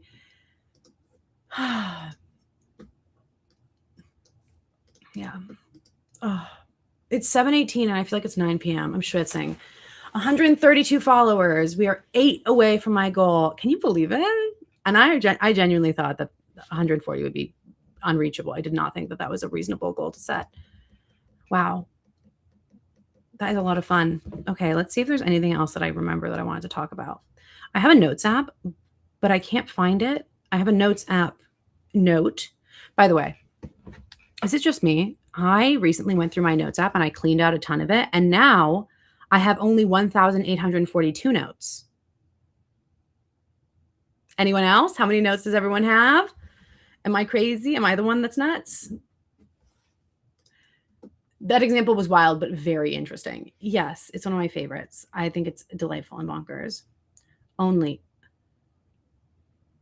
Okay, I'm not feeling very safe right now, actually. This does not feel like a safe space to have told me this. Let me check. Yeah. How do you only have 5 notes? What do you don't keep anything in there? I don't have an iPhone. Do you have your own version of a notes app? 1,092. Yeah, you and I are good. We're good. Mm-hmm. I can't believe this. Conversations, arguments, and also stories. They just told stories. And sometimes they would tell stories in a way that made it seem like they were citing things, but it's like, you made that up, babe. New phone, I have 50. Okay, I will forgive you for this. Do you guys want to hear something absolutely bonkers? Now, I have a lot of stuff on my phone because my job is on my phone, right? My business is on my phone. And I also have, for example, this is today's screenshots. You can see all those white parts. Those are all things that I had to do for work. Those were all my Instagram graphics. I have a lot of random stuff. Like, for example, I had to save that's just a picture of me. I had to save this one for the video I did on Lilith. I had to do this one also for the video on Lilith. This one also on the video on Lilith. So I just have a lot of random stuff on my phone. Yes, I pay for storage. I pay the evil overlords for storage. I have an obscene amount of photos on my phone. I acknowledge that. I know that the amount that I have is not normal. I'm aware of it. Okay. I know. Where is it telling me? Why can't I find it? I have about, why won't it let me see? It's actually not telling me, which is kind of freaking me out.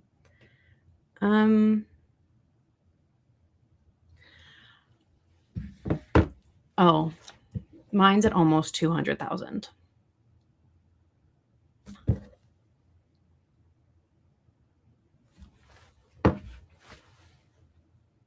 I think Reddit thread for rabbis is funnier than long Reddit thread, but yes. If those rabbis heard about freezing eggs, sperm, and embryos, they would write a whole book about it. They would write multiple books. They would write numerous books. You need the stories. I don't blame you. I have those. However, they are such a pain in the butt sometimes. Yeah, that's actually a really good question about copyright. So there's a couple ways that I deal with it. One, it's transformative content. So copyright doesn't necessarily apply, especially because there is fair use, right? There's fair use. I don't just use a picture and be like, here's the picture. I'm not just reposting it, right? So for example, the Instagram post I did today has this page of a bunch of different artifacts. On the last page, I have citations, and the citations tell you exactly where I got them. And even if I didn't do that, These images, many of them are fair use. So I can just use them and go with it. Lenin Moomin is hilarious. I love Moomin. I do. But I also get around it by using content that I purchase, in the sense that I have a Canva Pro membership. Me and Canva were like this, except for the fact that I don't want your evil AI sparkle. Get it away from me. Stop doing that. Stop AIifying regular things. I do not want your AI tools. I don't want them. We could do all that stuff without AI. Yuck. Ugh. Gross. Anyway, they have images that they are part of the collection. You purchase access to the collection and then use it. I don't have a Lenin Moomin emote, but I have a Catboy Lenin. What could you have? The context of that is really funny to me. That's all I have to say, actually. The content is really funny.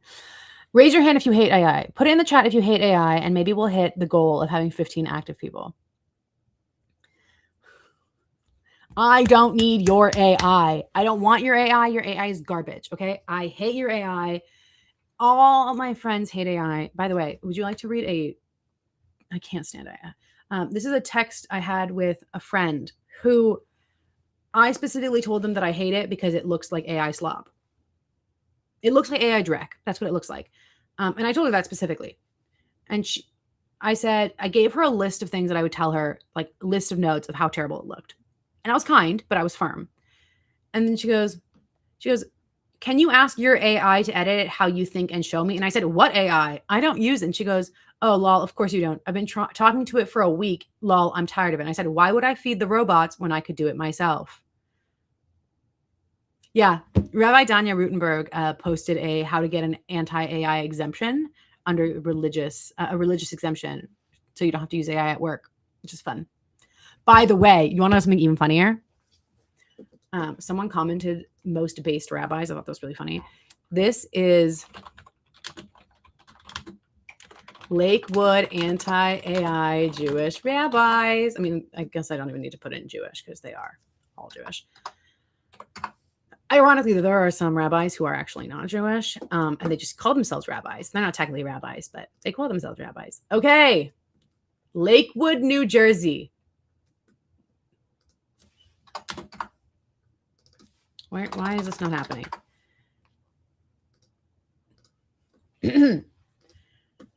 For those of you who don't know, Lakewood, New Jersey has a very high, has a specific population. You're completely correct, Cosmic Buggy. Only Zohar streamers day one know about AI Drek. I'm AI's biggest hater, but also love Canva. You and me too. You and me both. We're psychically connecting. Gedolai Yisrael convene emergency asifa in Lakewood to address danger of open AI. Is that not absolutely hilarious? They literally convened. So for those of you who don't know, an asifa is a big rabbinic gathering where they get all the rabbis together. I don't know if Isabella did, but kind of think that I'm going to text them. I'm going to text them immediately. They got together and they were like, AI is a danger. AI is harming our community. AI is harming the world. AI is not safe. Now, to be fair, there's a lot of things I don't agree with these rabbis about, okay? Me and these rabbis have a lot of things we don't agree on. Anti-AI. Yeah. And by the way, they also declared a fast day. They declared a spiritual fast day to fast against AI. Yeah. Okay, let me copy it. Let me send this to Isabella.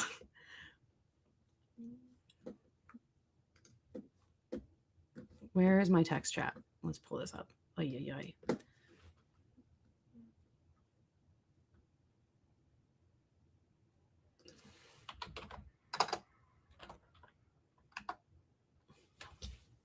Oh, I forgot to respond to their last text.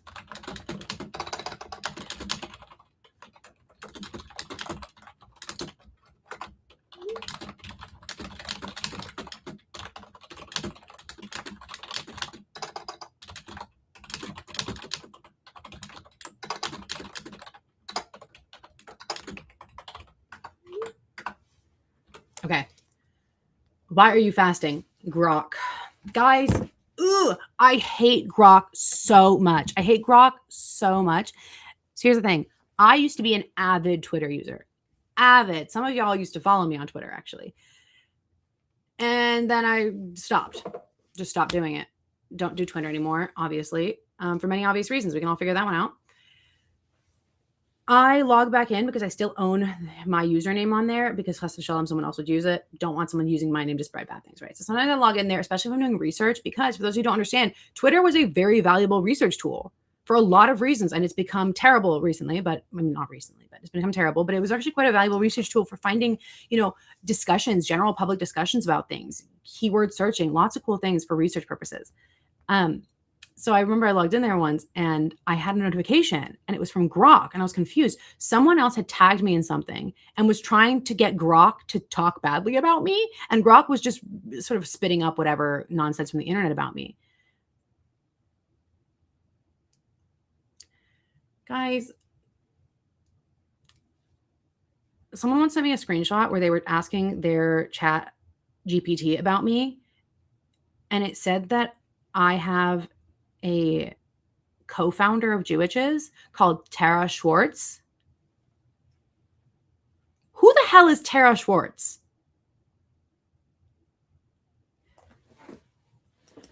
What? AI just loves to lie. AI just loves to lie. I have accidentally used AI on more than one occasion because I was trying to use a regular tool and they threw AI into it.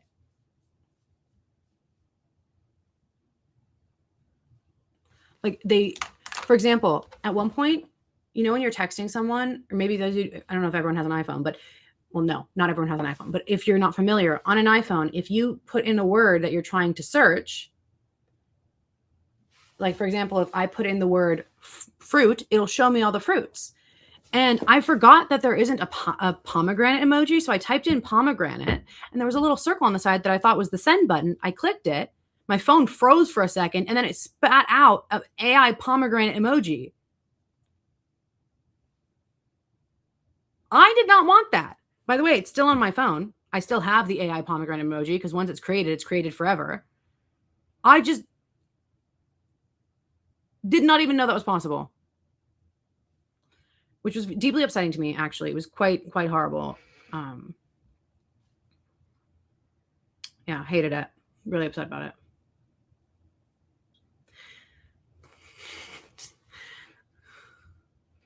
Do I look like a Zozo? I don't look like a Zozo. I don't remember how I said it, but thank you so much for thinking it was funny. I really appreciate it.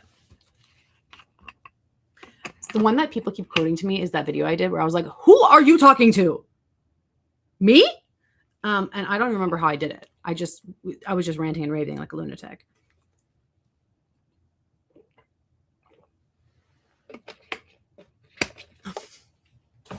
Thank you. I don't know if I should be glad or upset that I don't look like your cousin Zozo. Yeah, I definitely don't feel like a Zozo. So that does make me feel better. I don't feel like a Zozo. I think, I know that nickname culture is very much dependent on the culture surrounding it, right? Everyone has their own nickname thing. But yeah, 133 followers. We're 7 away and we have 29 minutes left. Let's see if we can do it. 29 minutes. I don't actually know how that would work, but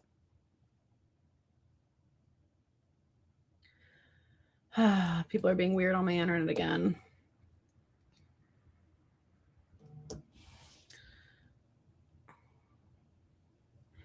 Okay. If you're watching on TikTok, by the way, I can't see your comments. I can't see anything. So if you want to come and talk to me about things, come do it here. Sometimes I think you're correct in some ways, Garnet. I think there are definitely times when that's accurate, but I think that it's also cultural. Like, for example, what I was personally thinking of when I said it's largely cultural, I was thinking about my partner's family who's Mexican, and the nicknames are crazy. As in someone who has a stutter being nicknamed Metralleta, machine gun, or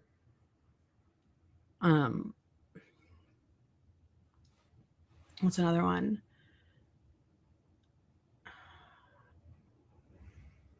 Like just lots of nicknames. My name is 4 letters. I hate when people short my name. Why?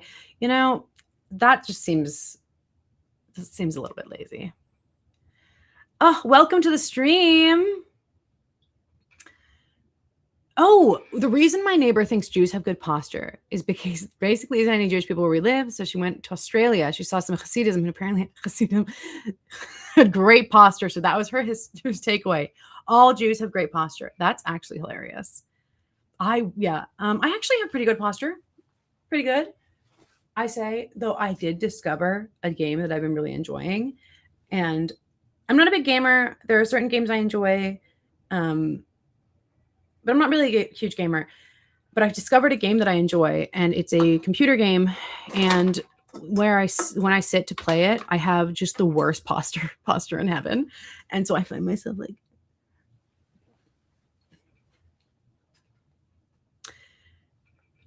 fun fact, nickname comes from an ek name, meaning, is it ecke or ek?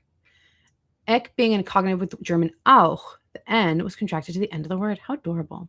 I always thought nickname was just Nicholas' name. I'm messing with you. It's a joke I saw on the internet. Posture check. Okay, posture check. Though I did feel like I'm pretty good posture-wise. Tell me if I have terrible posture. Does everyone think I have bad posture? Is this why I need a posture check? I feel like I'm not that bad, but now I'm hyper aware of it.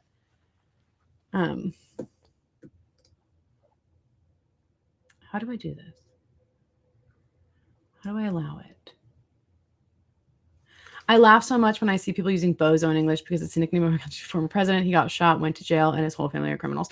We're talking about Bolsonaro. No, you have good posture. Don't worry. Thank you so much. Struppele, struppi. I don't know if I'm saying that correctly, but that's why I'm reading it.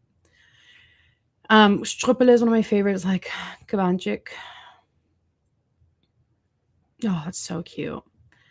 I love little nicknames. For example, Eloise is our cat. Eloise became Wheezy. Wheezy Squeezy. Squeezy Squeezy. Squeezy Squoosh. Squoosh.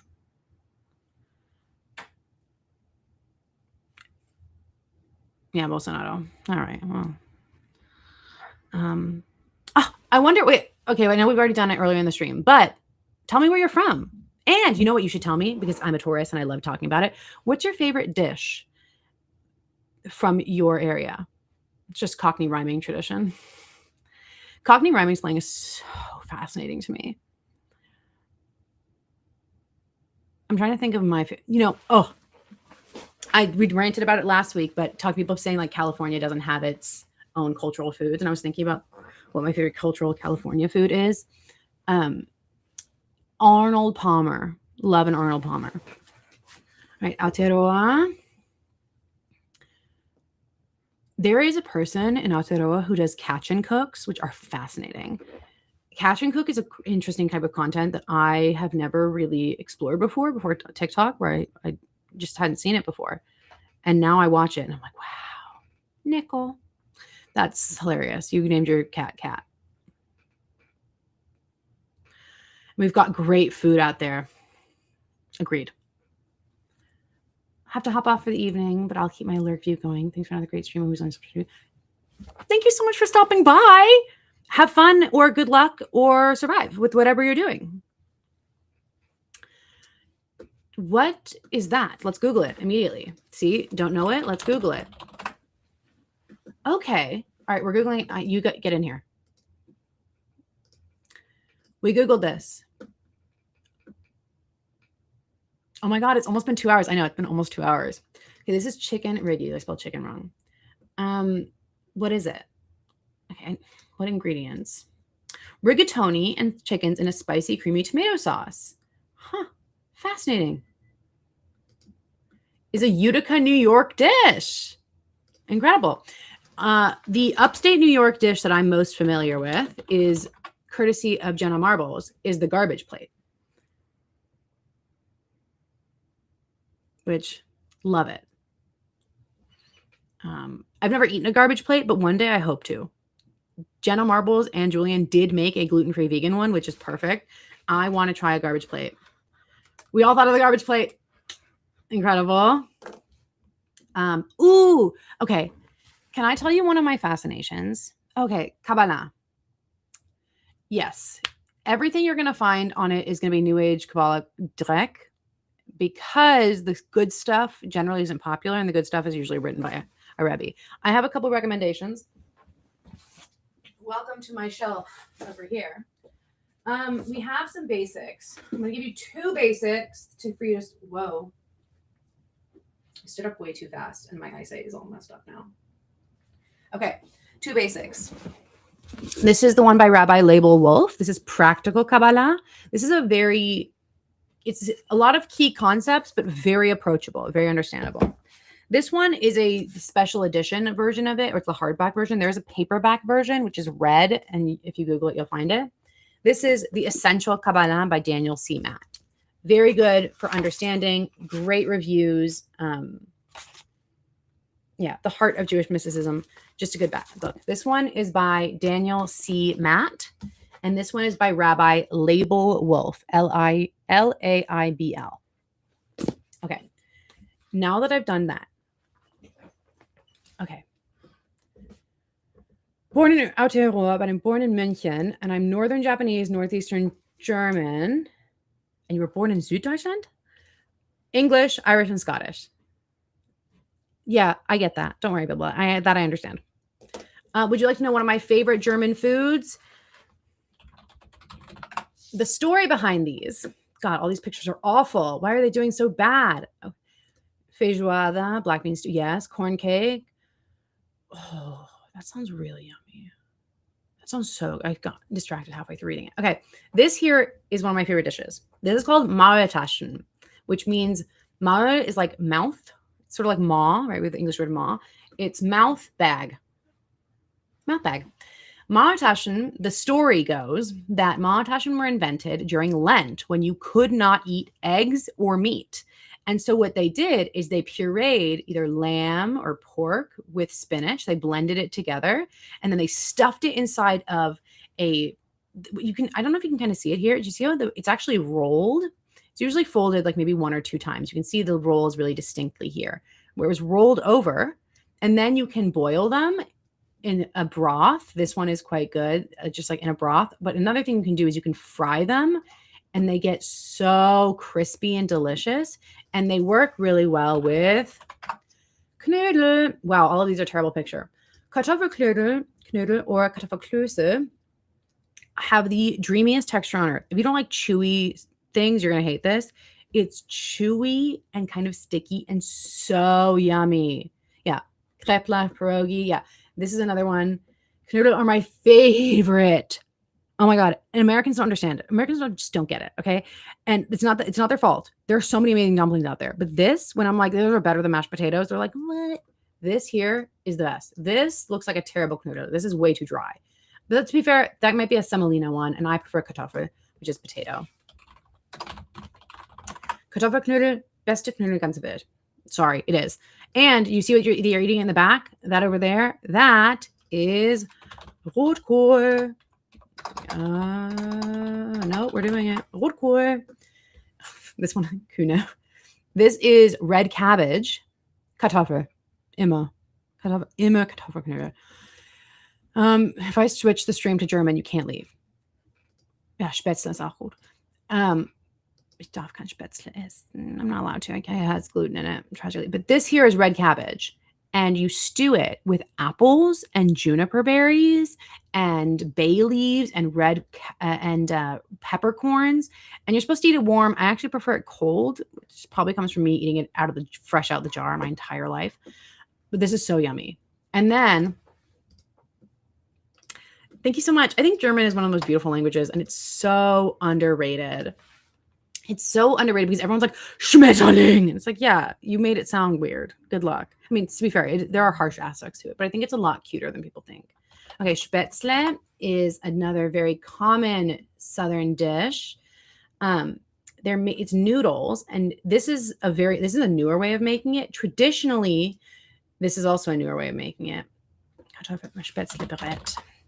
This, you would put it onto a board, and it's a very liquidy dough. And then you literally just scrape little bits of it, the dough, into the water. I don't want to click on this video, but you can see he's just scraping it in there and it becomes, if you're interested in Plattdeutsch, there's actually a really fun Instagram account that you might be able to follow who does a lot about German folk magic, but I'm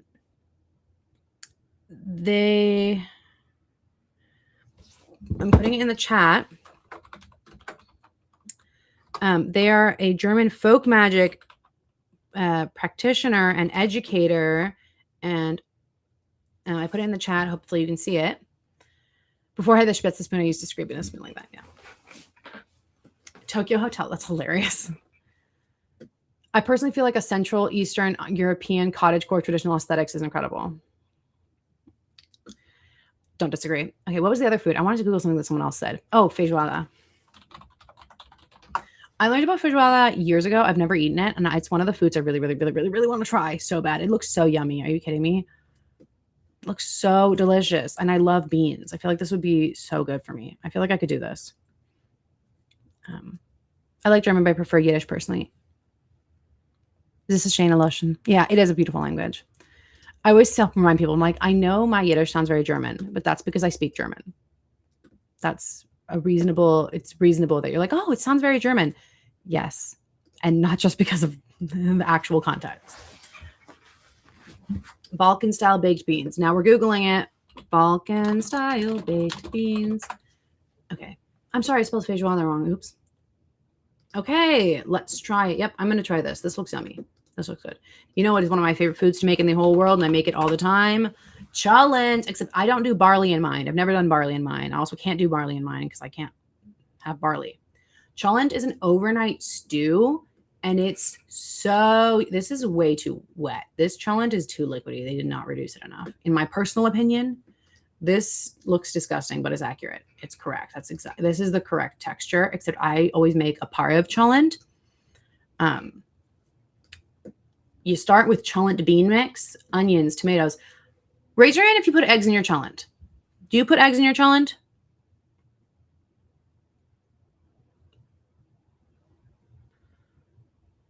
Goulash? Yes, yummy. Okay. I need to know if anyone here is an egg in their cholent kind of person. We didn't do it in Rachamim, but some people do. Cholent is delicious. Now I'm going to show you something that I think is hilarious.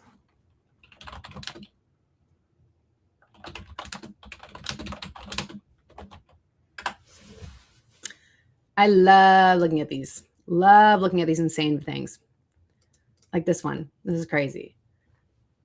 This one is teaspoon. I'm just going to read the ingredients. Water, salt, water, vinegar, grated onion, diced cucumber, diced celery, chopped pimento olives, tuna. That one's fun. What about this one? Oh, that's just right. That's a regular Jell-O salad. I want something like, look at this one. Look at this one. Oh my. Oh, this one's always fun. This one always makes me giggle. 1 package lime Jell-O, water, cold water, vinegar, grated onion. Ooh, 1 cup cottage cheese, 1 tablespoon mayonnaise. These are not struggle meals. These were guests are coming over meals. Like, look at this one. Monterey souffle salad. Ay, ay, ay. I'm so grateful to be Jewish. I'm so grateful to be Jewish.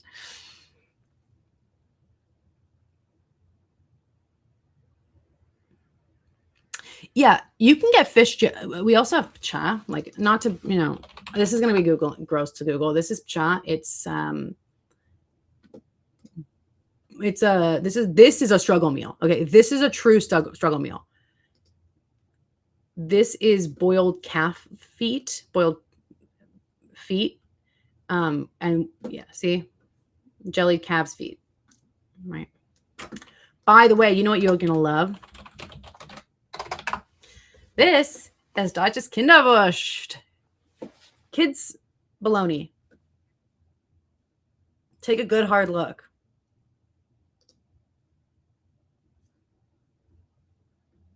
Yeah. Kinderwurst. Terrifying, isn't it? Yeah, these are the fun ones. Kinderwurststoff. What is this one, by the way? They have so many different ones. You guys like the kids' bologna? All right. This is hilarious. You know what else we have in Germany? My typings are crazy. These are all over in Germany. You'll especially see them at, the Weihnachtsmarkt, like a holiday market or like a beer garden or something. And you squeeze the udder to get your condiments. I love them. I think they're so fun. I think we need to do this more. This, by the way, is not the political part of the podcast, except all of this is political. All of this is political. And you can just squeeze your mustard on top of it. Yeah, I know. By the way, my favorite German mustard. This one no, get away. Right here. This one right here. So good. Though you know what? Löwensenf, lion senf is also pretty good. Löwensenf, I'll accept it. Yeah, it comes in a little tube. It's also very common to get something like this. This is so common. Do you see how this is actually kind of a nice glass? You can keep the glass. And this is a reusable lid. This is a reusable lid and a reusable glass. And it's so nice. And last year when I went, see here? Isn't this great? So useful. Well, now I'm Googling what that is. No, cha is way worse than that. Unless there are other things that I haven't seen, this looks way worse.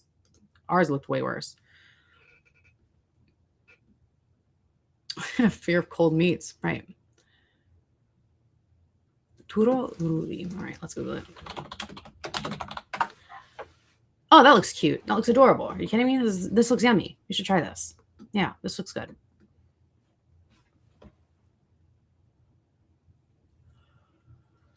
Whew. All right, friends. It's been a slice, but I must go because it's starting to get time. And I know I said I'd be here till 8, but unfortunately, I'm just too sleepy and I have things to do. So it's been a slice. I'm off like a Jewish foreskin. I will be here again soon. If you want to stay up to date with me on Instagram, you can. You've got so much. Crystal, I'm so proud of you. Good job. Thank you all for being here. I hope to see you all again soon when I stream again.